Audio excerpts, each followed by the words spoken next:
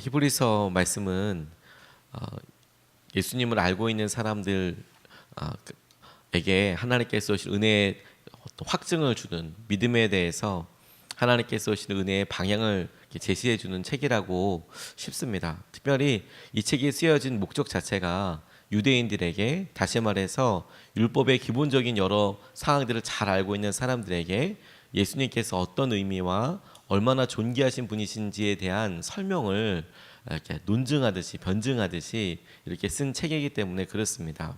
전반부에는 보다 우월하신 그리스도에 대해서 나오고 있는데 성경에 나와 있는 아주 여러 사람들, 선지자, 또 천사, 모세, 여호수아, 그리고 심지어 아론보다도 더 위대하신 그리스도의 사역과 그분께서 하신 일에 대해서 설명을 하고 있고, 그리고 그 이후 10장 이후서부터는 그리스도인의 삶에 대해서 이야기하고 있습니다.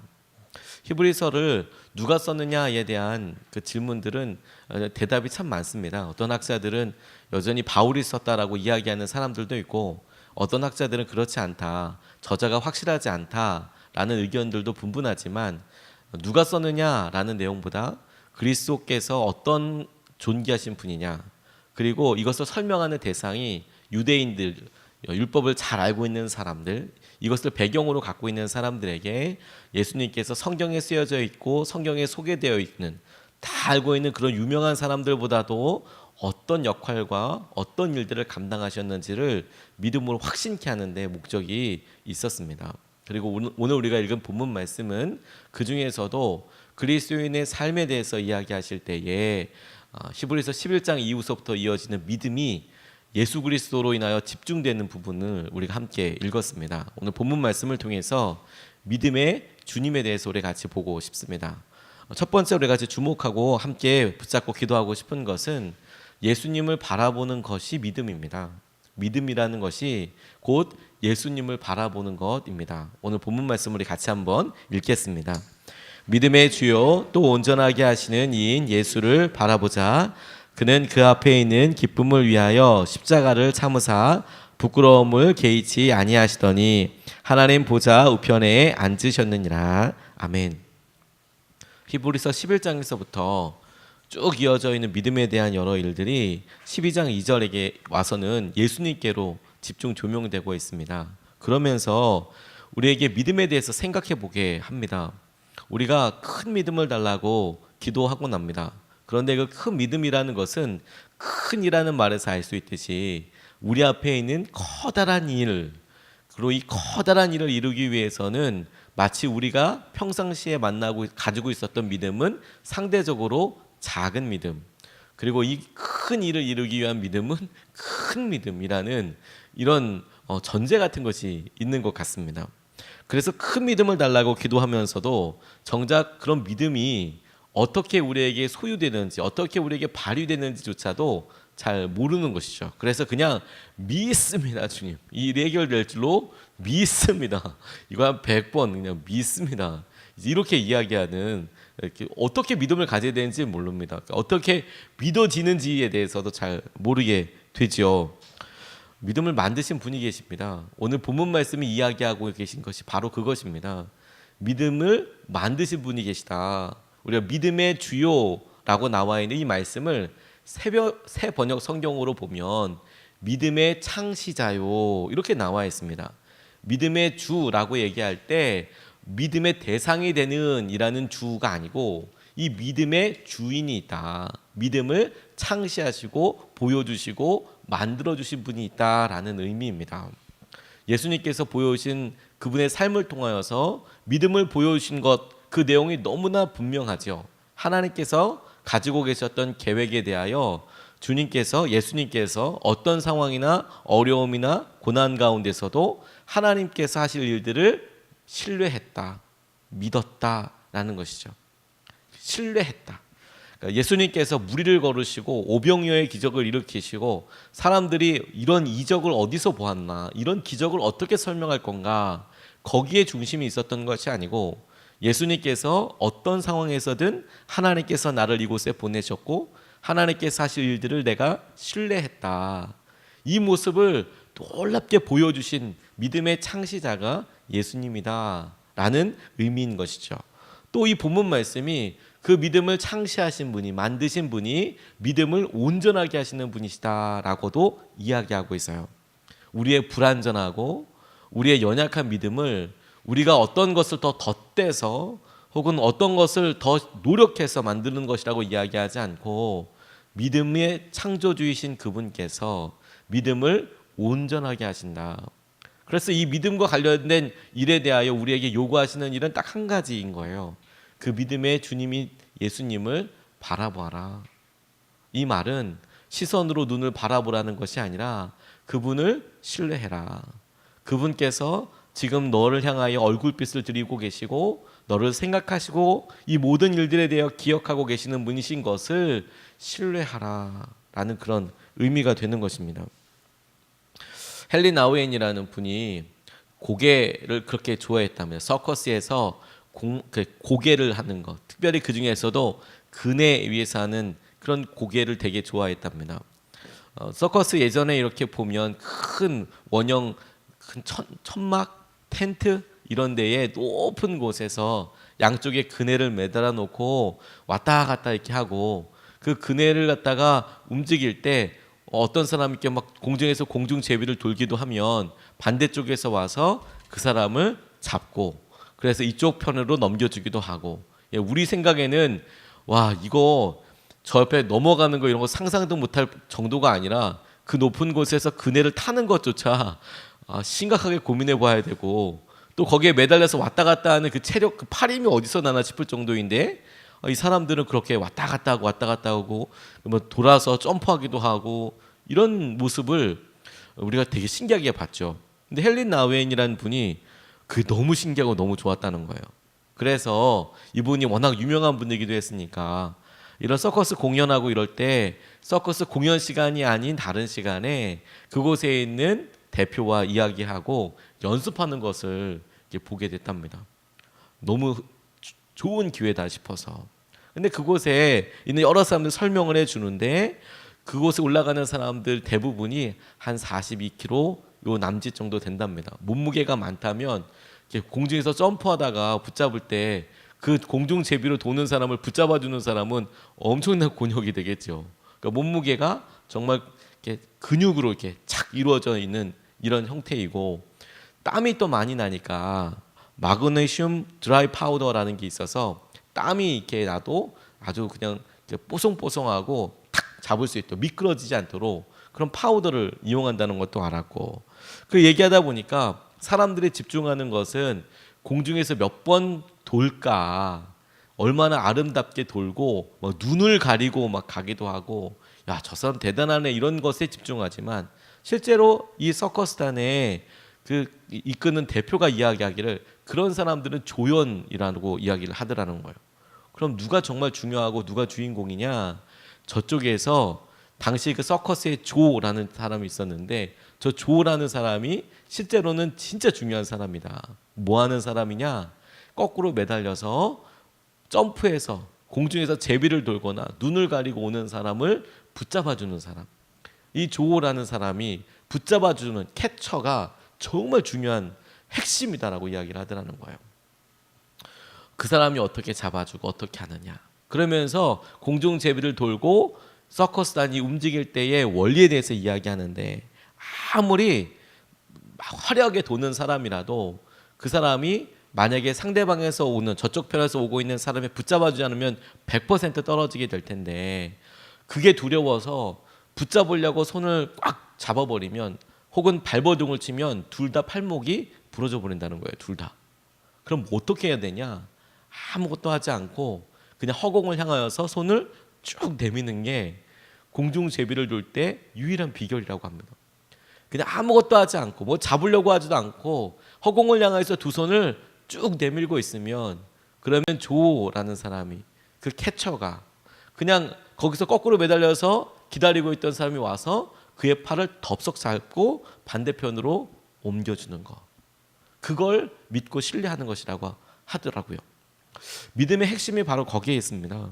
우리가 무엇을 하고 우리가 어떤 것에 대해서 주목하게 될 때 하나 이 일은 견딜 수가 없습니다. 이 일은 해봤던 것이 아닙니다. 그러니까 큰 믿음을 주십시오. 이렇게 이야기할 때 그 핵심이 무엇이냐면, 주님, 이런 상황은 내가 겪어보지 않았지만 주님께서 이런 상황에서도 나를 지키시고 보호하실 것을 내가 신뢰합니다. 내가 주님을 바라봅니다. 주님께서 이 일에 나와 함께하고 계시는 것을 내가 계속해서 인지하고 의식하겠습니다. 주님께서 이끌어 주시는 것을 때문에 우리가 주님을 더 바라보게 하게 주십시오. 그러니까 우리가 연약하다고 생각될 때, 우리가 작다고 여겨질 때 주님께서 우리에게 주님을 온전히 신뢰할 수 있는 그 마음을 보시는 것이죠. 그게 우리가 해봤던 주님을 놀랍게 경험하는 통로가 되는 겁니다. 어렵다고 해서 더 커다란 믿음이 더 놀라운 것이 있었던 것이 아니라 한결같이 주님을 바라보는 마음. 그러면 어느 순간에 우리가 어렵다, 힘들다, 고통이라고 생각했던 것을 훌쩍 뛰어넘어서 주님의 손 안에, 주님의 품 안에 있게 될 줄로 믿습니다. 믿음은 예수님을 바라보는 것이다. 두 번째로 주목하고 함께 기도하고 싶은 것은 두 걸음 앞에 기쁨을 위하여 한 걸음 앞에 어려움과 고난을 이긴다, 인내한다라는 것이죠. 다시 한번 본문 말씀을 읽겠습니다. 믿음의 주요 또 온전하게 하시는 이인 예수를 바라보자. 그는 그 앞에 있는 기쁨을 위하여 십자가를 참으사 부끄러움을 개의치 아니하시더니 하나님 보좌 우편에 앉으셨느니라. 아멘. 믿음은 우리 앞에 여러 일들에 대해서 우리가 명확한 어떤 정보와 명확한 과정들을 혹시 알게 된다면 더 굳건해지게 될 것입니다.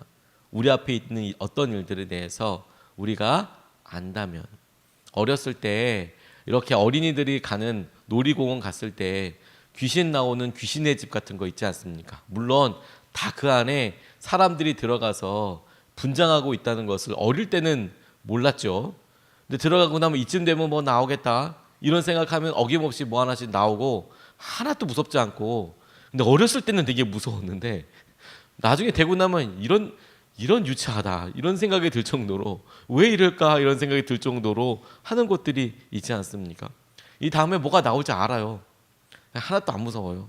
그냥 소리를 지니까 깜짝 놀라는 거지, 아이고 이거 왜 이러나 싶을 정도의 생각이 드는 거죠. 어디 이렇게 가도 이 다음에 뭐가 있을 줄 알아요. 그럼 별로 어렵지 않습니다. 근데 우리가 여행객으로 손님으로 가거나 이 다음에 어떤 일이 있을지 모르면 긴장하게 되죠. 이게 다음에 어떻게 이루어지게 되는지. 그런데 이런 정확한 정보들뿐만이 아니라 믿음에 있어서도 그렇다고 예수님께서 말씀하고 계시는 거예요. 십자가의 고난과 십자가 위에서 받으셨던 부끄러움이 견딜만 했구나라는 게 아니에요.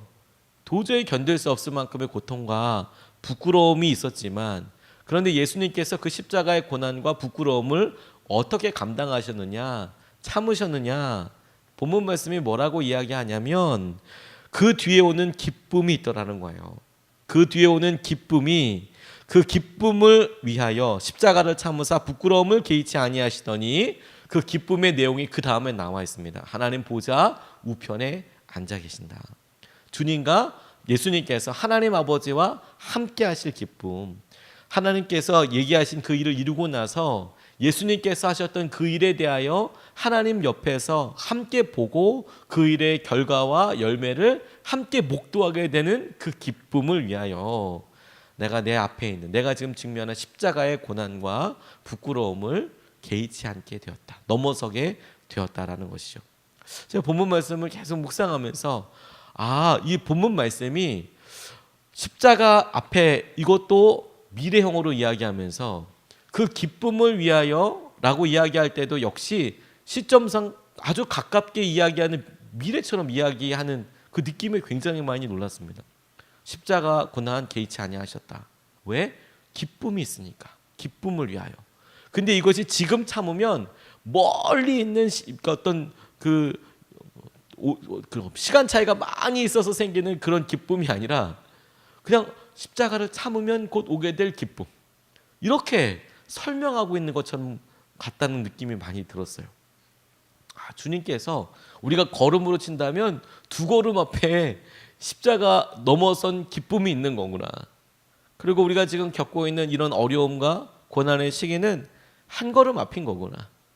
내가 지금 이게 언제 끝날까 싶지만, 근데 그거 넘어가고 한 걸음만 더 딛고 나면 주님께서 십자가의 고난을, 부끄러움을 참으셨던 것처럼 그 기쁨과 하나님께서 함께 하시는 것을 누릴 수 있게 되는 거구나. 와, 이게 진짜 놀라운 은혜라는 생각이 들었습니다. 이렇게 나아갈 수 있는 것이 하나님을 온전히 신뢰할 때야만 가능한 것이죠.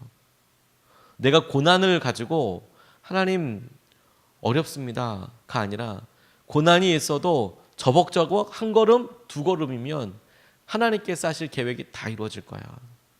하나님께서 설사 지금 내가 느껴지지 않아, 십자가 외에서 응답하시지 않아, 그렇게 느껴질 때에도 하나님께서 처음부터 말씀하셨던 계획을 내가 저벅저벅 두 걸음 걸어가면, 이거 통과하고 나면 내가 십자가 넘어서는 기쁨과 은혜를 내가 믿습니다, 신뢰합니다 라는 것이 주님을 통해서 보여지는 믿음의 실체인 것이죠. 그러니까 우리에게 주어진 그 믿음을 놓고 우리가 이것을 감당할 수 있는 것이죠. 안 힘들다가 아니라 이 다음에 바로 이어지게 될 놀라운 은혜와 기쁨 때문에 고난을 물러서지 않고 인내하고 참아낸다 하는 것이죠. 그게 믿음의 두 번째 놀라운 증거이고 기준이 되는 겁니다. 이 다음에 올 것을 내가 믿기 때문에. 예전에 감리교 목사님들께서 들끼리 기도하는 모임이 있었습니다. 근데 그 모임 때 자유스럽게 자유롭게 이 마이크 앞에 나와서 본인에게 있었던 믿음의 여러 시험과 연단에 대해서 오픈 마이크로 이야기하는 시간이 있었습니다. 같이 기도하고 서로 위해서 중보기도 하고, 그러다가 이제 오랫동안 떨어져 있었으니까 혹시 그 사이에 어떤 믿음의 진보나 나눌 수 있는 간증이나 이런 게 있으면 순서 정하지 않고 누구든 나와서 마이크에 이렇게 이야기할 때 어떤 분이 나오셔서 아주 귀한 말씀 하나를 나눠주셨어요. 뭐냐면 이분이 그때 당시에 교회를 개척하신 지 10년 정도가 되셨답니다. 그런데 뭐 아주 크고 부유한 곳에 간 게 아니고, 이게 힘들고 어려워 보이는, 당시만 해도 많이 외진 곳에 개척을 하신 거예요. 건물 몇 개 없지만 그래도 어렵고 힘든 사람들이 그래도 좀 있는 그런 곳에 가서 개척하시면서 10년 정도 이렇게 하시다 보니까 어느 정도 이게 교회 성도님들도 모이는 것 같고 이러지만 거기가 재개발 붐에 이렇게 있게 된 거예요. 근데 늘 재개발하기 전에 거기 사시는 분들은 어렵고 힘든 분들이 많으시고, 또 어떻게 정보가 있느냐에 따라서 어떻게 이사 갈지 모르시고 이런 흉흉할 때니까 이 목사님 가운데 가장 큰 두려움이 뭐였냐면 돈과 관련된 거였다. 그리고 목회에 실패하는 거. 이분이 이야기하는 목회 실패는 어느 날 갑자기 다 떠나고 교회를 유지할 수 있는 상황이 되지 않는 거. 이게 정말 두렵더랍니다. 그래도 그곳에 10년 정도 사셨으니까 그곳에 어떤 뭐 정보들도 있고 그러니까 청약 통장 하나를 만들자. 뭐 사람 일은 어떻게 될지 모르니까 청약 통장을 만들었는데 세상에 교회 근처에 신도시가 들어선다는, 그게 청약 통장을 만들자마자 바로 조금 있다가 그게 신문에 발표가 나면서 갑자기 막 그냥 지가랑 이런 게 막 팍팍팍팍 올라가기 시작하는 거예요. 동탄이었습니다. 동탄. 아무것도 없을 때. 동탄에서 목회하고 있었던 이 목사님이 갑자기 동탄이 이게 막 발전된다고 하고 막 교회 근처에 뭐가 난다고 하고, 그러니까 막 교회 막 이런 게 막 올라가고 막 이러니까 정신을 차릴 수가 없으시대요. 부동산 열풍이 불었답니다. 와, 이거 이대로 있으면 대박 나는 거겠다. 그러면서 청약 통장 생각이 나는 거예요. 야, 이거 얼마 남을까? 요 생각이 딱 들면서 기도 시간에도 예배 시간에도 이 부동산 생각만 나더래요. 요거 얼마 오를까? 요거 언제 팔면 좋을까? 이미 뭐 이제 뭐 한 게 아니라 이제 뭐 발표 나고, 그리고 이제 한 달, 두 달, 세 달, 네 달 지나가는데 뭐 처음에는 예사롭지 않다 이런 수준이었는데 이제 막 사람들 말 속에서 막 말이 오고 가면서 야, 이거 뭐 피가 뭐 어떻게 되고 뭐 이런 얘기가 막 점점 나오기 시작하니까 자기도 귀가 다 온통 거기 이제 가 있더라는 거예요. 내심 예배 시간에도 기도 시간에도 온통 부동산 생각만 나니까 오늘은 어느 부동산에 전화해봐야지 이런 생각 드니까 마음이 너무 괴롭더래요. 근데 기도하는 중에 하나님께서 말씀하시더랍니다. 너는 무엇을 믿느냐? 나냐? 돈이냐?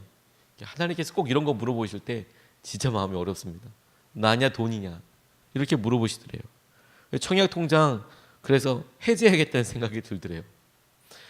이거 갖고 있으면 내가 계속 이거 아무튼 아파트 들 때까지 내가 계속 이 고민하겠구나 싶어서 이거 팔아야겠다. 이거 없애버려야겠다.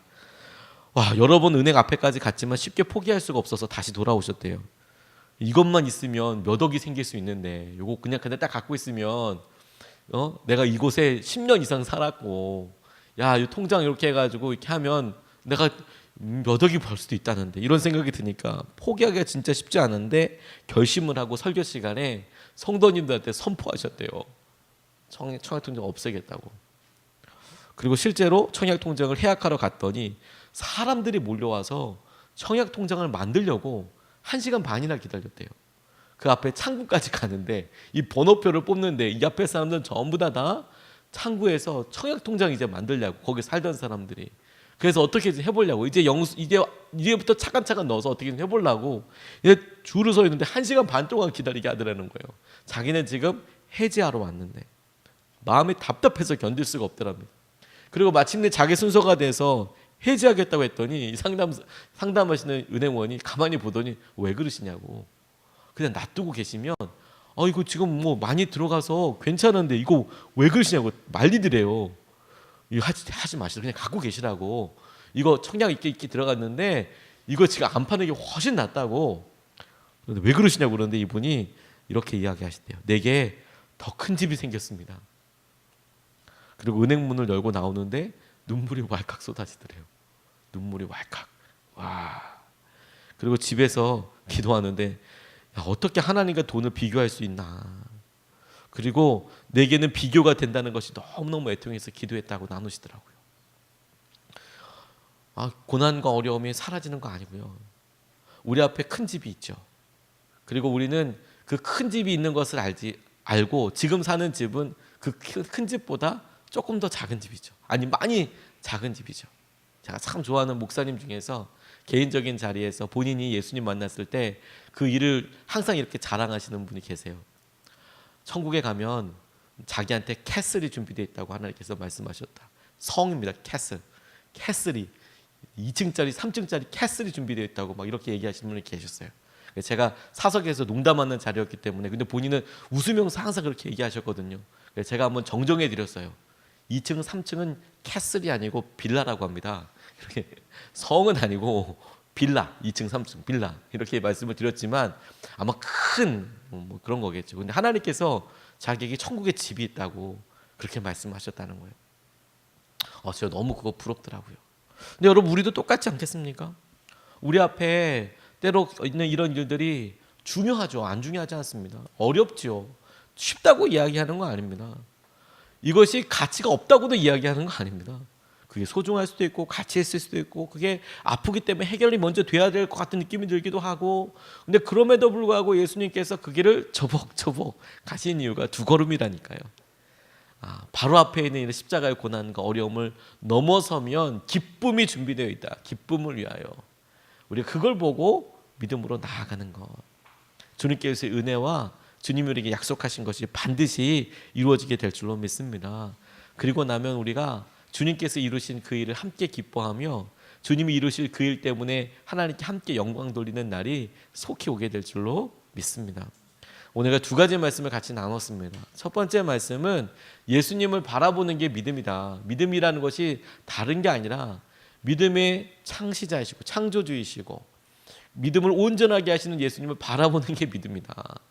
두 번째, 주님께서 우리에게 두 걸음 앞을 알아보는 거야. 두 걸음 앞에 있을 기쁨을 위해서 한 걸음 지금 앞에 있는 고난과 어려움을 그냥 인내하는 것이다. 두 걸음 앞이다. 두 걸음. 우리가 같이 기도하기 전에 오늘 본문 말씀을 3번 반복해서 같이 읽겠습니다. 믿음의 주요 또 온전하게 하시는 이인 예수를 바라보자. 그는 그 앞에 있는 기쁨을 위하여 십자가를 참으사 부끄러움을 개의치 아니하시더니 하나님 보좌 우편에 앉으셨느니라. 믿음의 주요 온전하게 하시는 예수를 바라보자. 그는 그 앞에 있는 기쁨을 위하여 십자가를 참으사 부끄러움을 개의치 아니하시더니 하나님 보좌 우편에 앉으셨느니라. 믿음의 주요 또 온전하게 하시는 이인 예수를 바라보자. 그는 그 앞에 있는 기쁨을 위하여 십자가를 참으사 부끄러움을 개의치 아니하시더니 하나님 보좌 우편에 앉으셨느니라. 아멘. 우리가 이 말씀을 가지고 두 번 나눠서 기도하겠습니다. 첫 번째 기도 제목은 예수님을 온전히 바라보게 해달라고 기도하겠습니다. 주님을 더 깊이 알고 신뢰할수록 우리 가운데 두려움이 떠나가고 우리 가운데 큰 자유와 평강이 임하게 될 줄로 믿습니다. 주님을 더 바라보게 하여 주시고 주님의 은혜를 누리게 하여 주시고 주님께 생하여시는 것을 우리가 온전히 사로잡힌 바 되게 하여 주시옵소서. 예수님을 온전히 바라보게 하여 달라고 이제 첫 번째로 같이 기도하시겠습니다. 아버지